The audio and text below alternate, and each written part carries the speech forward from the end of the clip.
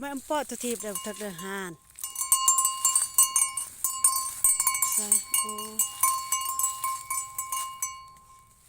หนึ่ง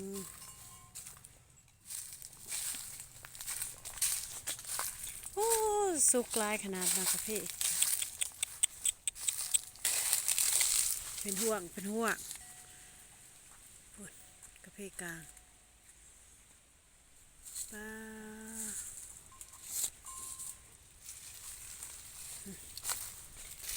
งัวเลี้ยงธรรมศาสตร์พันลาดมอแย่มอยาคือว่าเอาหูเด้อยังลูกบักใหญ่ยังกินนมอยู่โอ้ยโพดดอก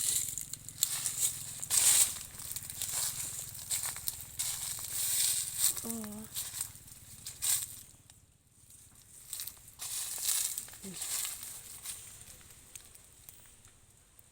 แม่ถือพาลูกก็ยังกินนมอยู่ใหญ่แหละตายอันนี้เม็นงัวเลี้ยงธรรมศาสตร์นะเป็นงัวพันธุ์บ่เม็นงัวพันธุ์งัวลาด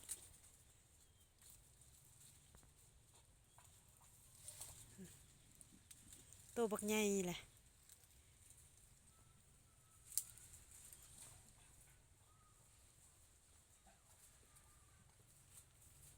ป้าสุกหน้าบุรีมากาแฟ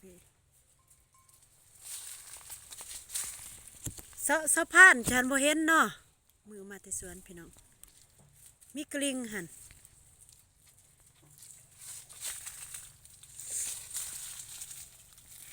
บ่ค่อยบักเทิกน้อยหันติจักไปอยู่ไสแล้วบ่เห็นนี่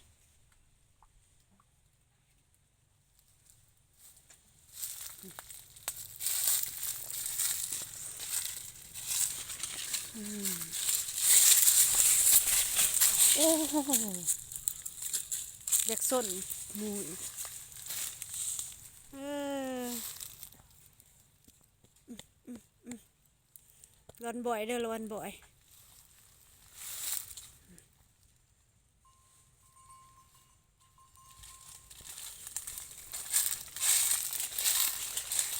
ทีอุปากระเพงงามขนาดบ่มีเกลือบ่มีเกลือ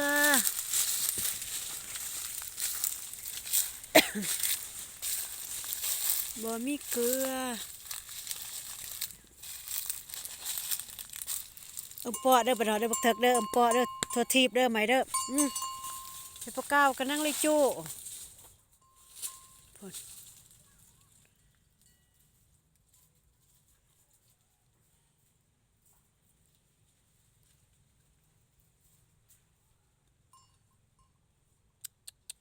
สุขุมพุ่น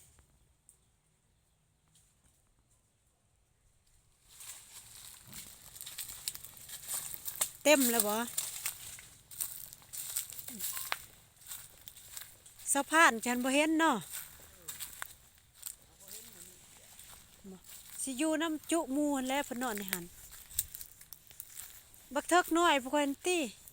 บ่เห็นจักตัวใดเดือนตั้งแต่พวกสะเจริงไปหั่นจะผ่านตาเห็นอยู่บ่น้ำงัวเฮาตัวนั้นหั่นแหละบ่ทันได้เห็นบักเทิกเจ้าเห็นอยู่พุ่นบักเทิกอันหน้าดำหั่นเด้อันมันอยู่กับนี่หั่นตั้งแต่พวกแม่ลูกอ่อนไปเพิ่นก็ไปคือกันหั่นบักเทิกอันนี้เห็นมันมาแต่ยังบักเทิกตัวนั้นบ่เห็นใหญ่สำคัญนั่นแหละไปเท่าไรก็ไปเฮาพ่อบ่หมดจักเทื่องัวหั่นนะคันเฮาพ่อหมดกูโตเฮาจังฮู้ว่ามันบ่อยู่หันหักตั้งแต่ว่าพวกแม่ลูกอ่อนไปหั่นแหละเพิ่นก็บ่เห็น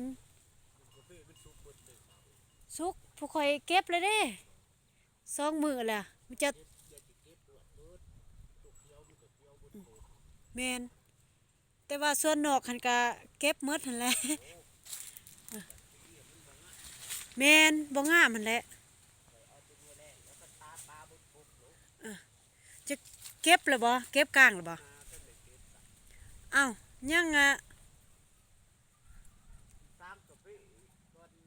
โอ้ก็ไข่แล้วทีมงานพวกคอยรู้บ่สร้างบ่อยากสร้างอยากเก็บแต่กะเพเขาเมื่อมืดหรือบ่โอ้ อันแรกเพิ่นว่าคันบ่มีเวียกก็เมื่อคันว่ามีเวียกต่อก็อยู่ต่อเขาเวียกคันมีอยู่คันว่าบ่เลือกเวียกเขาว่าคันเลือกเวียกนี่ยอมแล้วเขาว่าเนาะว่าจะเก็บแต่กาแฟมันก็บ่มากติ เวียกคันบ่อึดก็ว่าคันบ่เลือกเวียก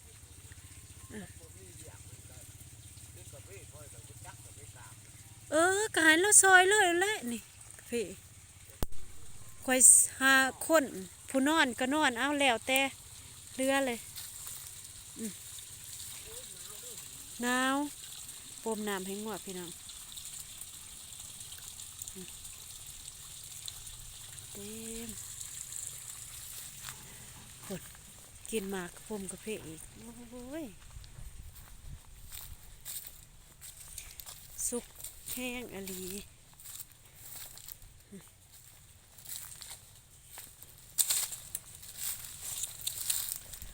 ไม่อมป้อนเด้อบักเทิกเด้อบรรณาเด้ออมป้อนเด้ออยู่ในนี้มี3 ตัว 4 ตัว1 ตัวบ่เห็นแล้วบักเทิกใหญ่นี่สีงามงามผู้อีกขุ่นอีกตัวน้อยป้ามากระเพกสุขุมเมย์ใหญ่มากพี่กายก็น่าจะบริเกิดเพราะว่าเถาแห้งเลยมีแต่ม่านมีแต่เทือผ้าแต่ว่าบ่เกิดจักเถือ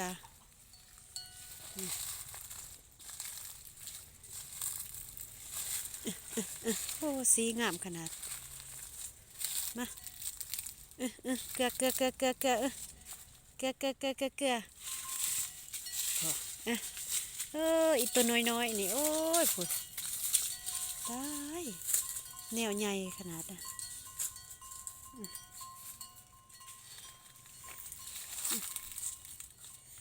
อันนี้แม่เพิ่นเนาะบ่ท่านได้เกิดปีนี้อันนั้นลูกปีกายเพิ่นเกิดน่าจะเดือน4ปีนี้ก็คือสิเกิดก่อนเบิ่งท้องใหญ่ล่ะ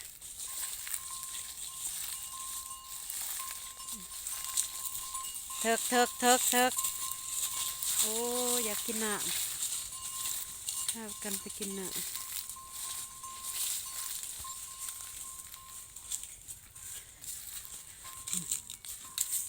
สะพานบ่เห็น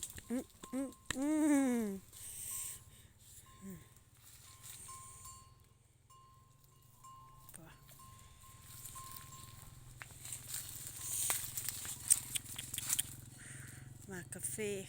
กลางพี่น้องผลสุกแห้ง